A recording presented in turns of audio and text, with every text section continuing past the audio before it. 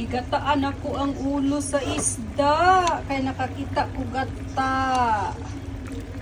O diba? May gata na yan.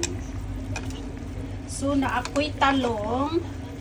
Butagan ko ni talong. May ako'y talong sa rib. Ako lang ni siyang pa. Napay tainga o nilagyan ako tainga. Ano na siya'y kalabasa. Kaya na ako'y pitsay.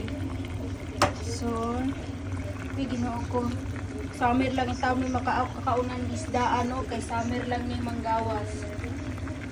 Unya na ako'y pitsay. Okay. O, diba? Patuyuin lang na ako kay kauna ko ang tanong sa ref. Diba? Fights na ang sudan sa pobre. Okay guys, bye.